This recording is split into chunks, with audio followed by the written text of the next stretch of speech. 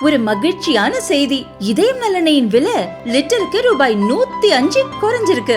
September 2023ல 1 litre இதயம் நல்லெண்ணெயின் அதிகபட்ச விலை ரூபாய் 503. ஆனா இப்ப 1 லிட்டர் இதயம் நல்லெண்ணெயின் விலை ரூபாய் 398 மட்டும்தான் தமிழ்நாட்டுல. அப்ப இனிமே எல்லாரும் இதயம் நல்லெண்ணெய் வாங்கலாம் இல்ல? அவளுக்காக அடிமையா இருந்து அவளுக்கு எதாவது செய்யலன்னா சூசைட் அளவுக்கு நான் உனக்கு ரிட்டர்ன் பண்ணிடுவேன். அதனால தம்பியா சேர்ந்து என்னைய டைவர்ஸ் கொடுத்துரு, உன் வாழ்க்கை இவ்வளவுதான், நீ டைவர்ஸ் கொடுக்குற அப்படின்னா அந்த பொண்ணோட லிவிங்ல இருப்பேன். அவங்க அப்பாவும் அந்த அண்ணன் தம்பி 2 பேரும் சேர்ந்து உங்க அம்மா கிட்ட இந்த ரூபா வாங்கிட்டு வந்து மிரட்டி என்ன அனுப்பிட்டாங்க. அவங்க வண்டியில கொலை மிரட்டலே பண்ணிட்டாங்க, பிசிக்கலாவும் இது பண்ணிருக்காங்க. சார், என் பொண்ணுக்கு மேரேஜ் ஆகி 1 மந்த் ஆகுது. 1 மந்த்ல வந்து மேரேஜ் ஆன தாலி கட்டின அடுத்த நிமிஷத்துல இருந்து என் பொண்ணு வந்து ரூபாய்க்காகவும் டவுரிக்காகவும் எங்க பிசினஸ் எழுதி கொடுக்கணும் அப்படின்னு சொல்லியும் ஓவர் டார்ச்சர் கொலை மிரட்டலோட வந்து பண்ணியிருக்காங்க. 41 டேஸ் அவங்க வீட்டுல இருந்திருக்காங்க. ஒவ்வொரு தடவையும் வந்து அவளை வந்து அவ்வளோ ஹராஸ் பண்ணியிருக்காங்க பிசிக்கலாவும். இது போக அந்த பையனுக்கு ஒரு அஃபேர் இருக்கு அப்படிங்கிறதையும் அதுக்கப்புறம் தான் தெரிஞ்சிருக்கு. அந்த பொண்ணை வச்சுக்கிட்டே தான் என் பொண்ணையும் வந்து ஒரு சர்வன்ட் மாதிரி நடத்தி அவ்வளவு தூரம் ஹராஸ் பண்ணி அவளை வந்து நீ ஏதாவது உங்க அம்மா அப்பாட்ட சொன்னேன்னா உன்னை வந்து நாங்க கொலை பண்ணிடுவோம் அப்படிங்கிறதையும் வந்து சொல்லி பண்ணியிருக்காங்க. அதுக்கப்புறம் அவ இங்க வந்த போதுதான் எங்களுக்கு தெரியும், அவங்க மாமனாரும் அந்த பையனும் சேர்ந்துதான் அவங்க கார்லயே வந்து நீ உங்க அம்மா அப்பாட்ட எல்லாம் எழுதி வாங்கினாலும் வரணும், இவ போக மாட்டேன் அப்படின்னு சொல்லி இருக்காங்க. நீ டைவர்ஸ் கொடுத்துரு, அப்படி இல்லைன்னா இல்ல நான் கொடுக்க மாட்டேன், இல்ல நான் லிவிங்ல முன்னாடியே வந்து வாழ்ந்து காட்டுவேன் அப்படின்னு. அவர் அப்பாட்ட பேசுனா அவர் வந்து என் தொழிலே உண்மையை பொய்யா சொல்றதும் பொய்ய உண்மையா சொல்றதுதான் இருக்கு. நான் எனக்கு பிஜேபி சப்போர்ட் இருக்குது. இது போக எனக்கு பிஜேபி சென்ட்ரல் கவர்மெண்ட்ல இருந்து ஸ்டாண்டிங் கவுன்சில்ல போஸ்டிங் கொடுத்துருக்காங்க. அதனால எந்த டிபார்ட்மெண்ட்லனாலையும் எந்த ஒரு டாக்குமெண்ட்டையும் நான் வந்து பொய்யா அங்க வந்து கொடுத்துருவேன். உண்மையா இருக்கிறத பொய்யாக்குவேன், பொய்யா இருக்கிறத உண்மையாக்குவேன். இதுக்கு நீங்க சப்போர்ட் பண்ணல அப்படின்னா உங்களை யாரையும் வாழ விடவே மாட்டேன். எனக்கு பிசினஸ் எழுதி கொடுத்தே ஆகணும். ஏன்னா நாங்க இருக்கிறது ஃபுட் இண்டஸ்ட்ரி.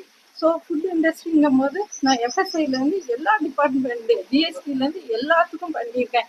நேற்று ராத்திரி கமிஷனர் ஆஃபீஸ்ல இருந்து அவங்களுக்கு என்கொயரி போன பிறகு ஒரு ரிப்போர்ட்டருக்கே கூப்பிட்டு அவங்க வந்து மிரட்டியிருக்காங்க. நீங்க இங்க வந்து இருக்கும்போது எத்தனை ஃபோன் கால்ஸ் நீங்களே வந்ததை பார்த்துருக்கீங்க. எல்லாத்தையும் நேற்று எனக்கு மிரட்டிட்டு டெலிட் பண்ணிட்டு இன்னைக்கு காலையில சாரி அப்படின்னு சொல்லி அகைன் வந்து மெசேஜ். இது எல்லாத்தையுமே உங்கள்கிட்ட நான் காட்ட தான் செஞ்சேன். இதுக்கு முன்னாடி பண்ண எல்லா இதுக்குமே ப்ரூஃப் எல்லாமே கன்சர்ன் டிபார்ட்மெண்ட்லயும் கொடுத்துருக்கோம். சிஎம் செல்லுக்குமே நேற்று வந்து இந்த இதை வந்து நாங்க ரிஜிஸ்டர் பண்ணியிருக்கோம். என்னை நம்பி நாங்க பாரம்பரியமா பண்ண தொழில், நாங்களும் பப்ளிக்கை நம்பி தான் இருக்கோம். அப்படி இருக்கும்போது எங்களுக்குன்னு எத்தனையோ குடும்பங்கள் வந்து இந்த தொழிலை நம்பி நாங்க இருக்கோம். அந்த வாழ்வாதாரத்துல போய் கை வைக்கிற மாதிரியே அவங்க ஒவ்வொரு தடவையும் வந்து த்ரெட்டன் பண்ணிட்டு இருக்காங்க. எனக்கு கமிஷனர் ஆஃபீஸ்ல கம்ப்ளைண்ட் கொடுத்ததுக்கு அப்புறமுமே ஒரு ரிப்போர்ட்டரை கூப்பிட்டு அவங்க வந்து த்ரெட்டனிங் பண்றாங்கன்னா நான் பிஜேபி அப்படிங்கிறத வச்சு அவங்க த்ரெட்டனிங் பண்றாங்க. ஏன்னா என் தொழில் வந்து அப்படி, நான் அட்வொகேட்டு, நான் இப்படிதான் பண்ணுவேன்னு அவர் வந்து டேரிங்கா வந்து பண்றாரு. அப்போ நாங்க இதுக்கப்புறம் எப்படி நிம்மதியா வாழ முடியும்? என் பொண்ணை 1 மாசம் வந்து அவ்வளோ செலவு பண்ணி நான் கல்யாணம் பண்ணி வச்சு அதுவும் காணாதுன்னு சொல்லி எனக்கு வந்து கார் வேணும், தொழில் வந்து இப்பவே எழுதி கொடுங்க, இந்த மாதிரி பிசிக்கல் ஹராஸ்மெண்ட் அவளை வந்து பண்ணியிருக்காங்க. அதனாலதான் நாங்க போய் கம்ப்ளைண்ட் ரெஜிஸ்டர் பண்ணோம். இல்ல என்ன மாதிரியான மிரட்டல்மா அவங்க விட்டுட்டு இருக்காங்க? என்ன மாதிரினா என் பொண்ணை வந்து நீ இதெல்லாம் சொன்னேன்னா உன்னை நான் கொன்றுவேன்னு அவளை மிரட்டல். எங்களை வந்து பிசினஸ் நீ எழுதி கொடுக்கலன்னா உன்னெல்லாம் வந்து நாங்க என்ன உண்டுன்னு பாத்துருவோம். இத கல்யாணம் தாலி கட்டி ½ அந்த மண்டபத்துக்கு முன்னாடி ரோட்ல நின்று அவர் சேலஞ்ச் பண்ணாரு, உன்னை ஒண்ணும் இல்லாம ஆக்கிடுவேன்னு சொல்லி எங்க சொந்தக்காரங்க முன்னாடி எல்லாம் அவர் வந்து பண்ணாரு. அவரை பொறுத்த வரைக்கும் அவர் பையன்கிட்ட என்ன சொல்லி கல்யாணம் பண்ண வச்சிருக்காருன்னா, நீ காசுக்காக கல்யாணம் பண்ணிக்கோ, அதுக்கப்புறம் நீ எவ கூடனாலும் இருந்துக்கோ அப்படின்னு சொல்லி கல்யாணம் பண்ண வச்சிருக்காரு. அது அவங்க 2 பசங்களுமே வந்து எங்கள்கிட்ட வந்து சொன்னாங்க. கல்யாணம் ஆரம்பத்துல சொல்றாங்க, அதுக்கு முன்னாடி நீங்க அதை விசாரிக்கலையே அவங்க மாப்பிள்ளையோட? சார், எங்க சொந்தக்காரங்க இப்படி எல்லாம் வந்து த்ரெட்டனிங் பண்ணுவாங்கன்னு எங்களுக்கு என்ன சார் தெரியும்? நேற்று கமிஷனர் ஆபீஸ்ல போய் காவல்துறையை நம்பி நாங்க கொடுத்தோம். அவங்களும் அந்த கேஸை வந்து ஓகேன்னு சொல்லி எடுத்துக்கிட்டாங்க. அதுக்கப்புறம் அவங்க அங்க போய் கால் பண்ணிட்டாங்கன்னு ரிப்போர்ட்டரே கூப்பிட்டு மிரட்டுதாரு. எதை கேட்டாலும் அந்த போஸ்டிங் சொல்லியே வந்து எங்களை த்ரெட்டனிங் பண்ணிட்டு இருக்காரு. அது எப்படி சார் எங்களுக்கு தெரியும்? உங்க கடைக்குள்ள வந்திருக்காரு.